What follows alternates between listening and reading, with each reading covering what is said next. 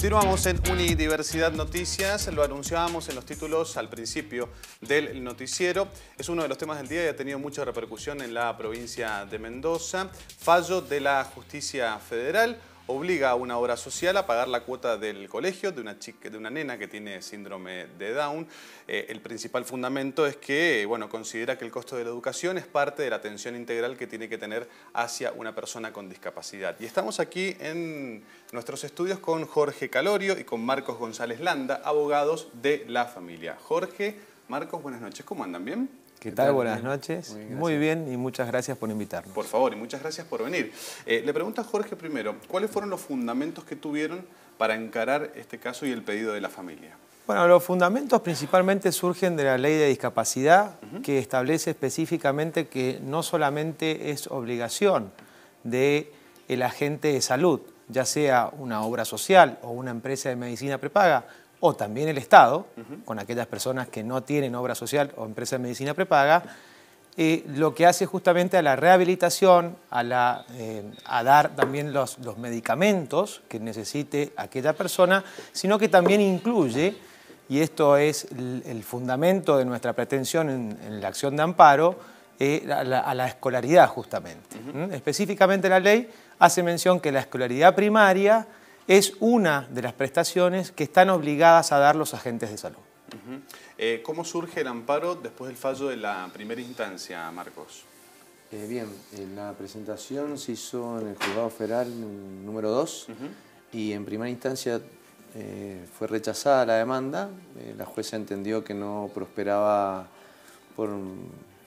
principalmente por cuestiones formales, no mucho sobre el fondo del reclamo. Así que en diciembre presentamos un recurso de apelación ante la Cámara Federal de Apelaciones y bueno, salió una sentencia favorable y que hace lugar al reclamo. Lo importante es que ya es una instancia de Cámara, digamos, ya la última instancia que tienen para poder revisar, no es una apelación sino una revisión, sería la Corte Nacional. Así que siento un presente muy importante a nivel jurisprudencial para casos similares. El caso es de aplicación concreta a esta niña, pero marca una jurisprudencia y un camino a seguir para casos similares, que eso es lo novedoso e importante. Y en Mendoza es el primer fallo a nivel federal y en Cámara. De acuerdo a las informaciones que circulaban hoy día en los medios de comunicación, el reclamo surge en primer momento porque había otros chicos en el colegio que sí recibían esta atención por parte de sus obras sociales. ¿Cuál es el motivo que alega la obra social o la empresa de medicina prepaga para no pagarle la cuota a esta chica en principio? Bueno, tu afirmación es correcta, efectivamente. Los padres de nuestra clienta deciden enviar a su hija desde los 2 años de edad al colegio. Es un colegio privado en Chacra de Coria, ellos viven cerca. Y justamente en conversaciones con otras madres, otros padres, que también es un colegio que recibe chicos con discapacidad. No es común que un colegio privado reciba chicos con problemas de discapacidad. Y se entera que tienen la misma obra social y que a ellos les daba la cobertura, o sea, que les pagaba mensualmente la cuota del colegio. Frente a esto es que justamente la familia decide encauzar un reclamo en forma privada ante las autoridades de OSDE y reciben una negativa.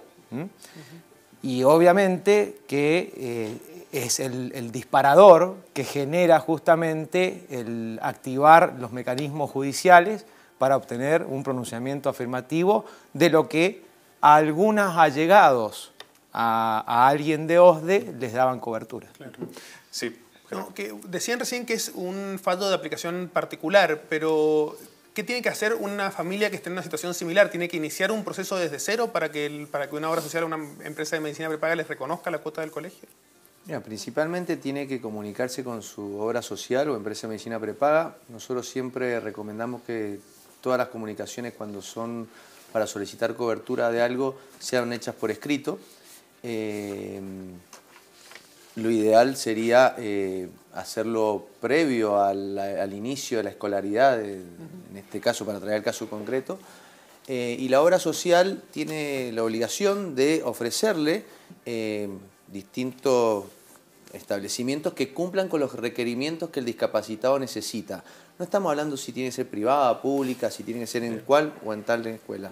Lo que sí tiene que cubrir son los requerimientos que el discapacitado necesita como tal, y eso lo establece el médico tratante. Se tiene muy en cuenta el ámbito geográfico donde vive la familia, el nivel social al cual pertenece y si tiene capacidades, sistema de integración y también el sistema edilicio para las distintas discapacidades. Eso, bueno, se tuvo muy en cuenta en este fallo, que principalmente ya la niña se encontraba muy adaptada a la escuela, conocía a sus alumnos, reconocía el edificio, reconocía a sus profesores, entonces el sacarla de ese ámbito iba a ser totalmente perjudicial para su salud y para esta integración que se estaba logrando con muy buenos resultados ya a través de los años. Eso fue principalmente el fundamento que tuvo la Cámara para hacer lugar al amparo.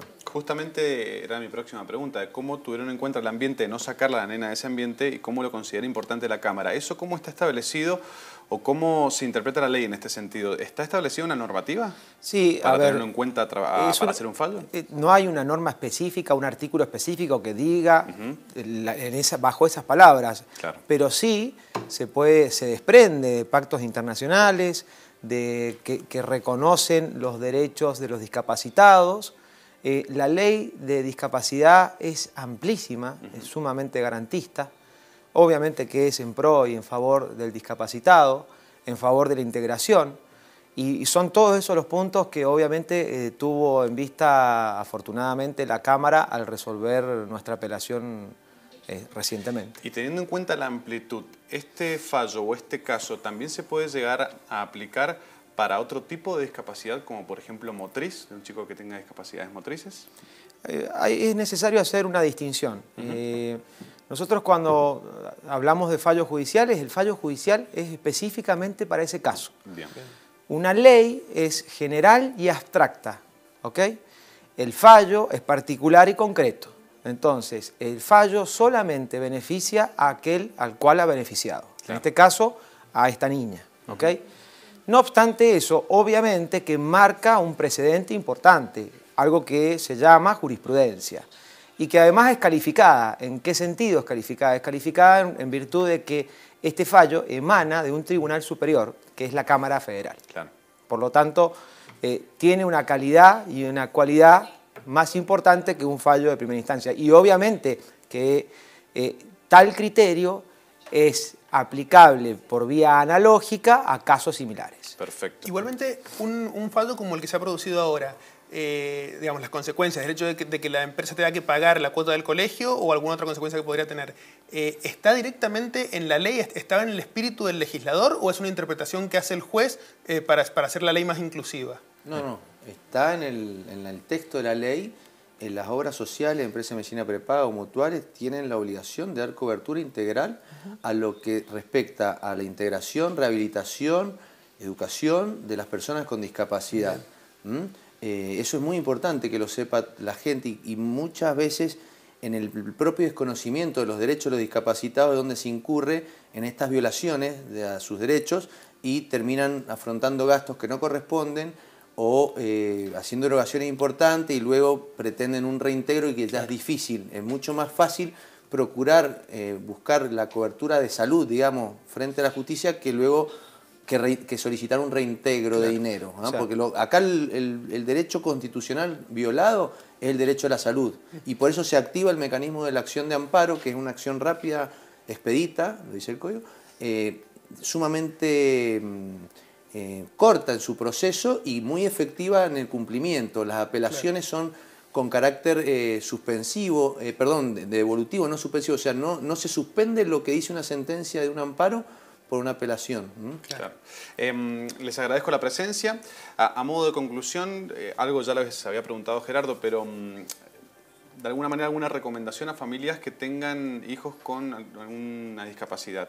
¿Qué se les recomienda a nivel informativo? Que se informen un poco más, que reclamen, que se asesoren. Ustedes como letrados, ¿qué les dirían? Que lean la ley 24.901 y se van a dar cuenta todos los derechos que le asisten. Transporte, alimentación, bueno, es amplísima. Y ante cualquier duda que se asesoren jurídicamente porque hay un modus operandi, una modalidad de las empresas de medicina prepaga y obras sociales que tratan de dilatar y jugar con esta necesidad apremiante, más cuando la salud está en juego, que hace que la persona no tenga enfocado en que tiene realmente derechos que lo amparan. Jorge. Algo importante también a que la gente conozca, que no solamente su asesoramiento puede ser por vía privada, a través de un abogado como Marcos, como yo, sino que también existe la posibilidad de que vayan a ver a un abogado que es del Estado y que no les cobra nada, lo pagamos todos nosotros,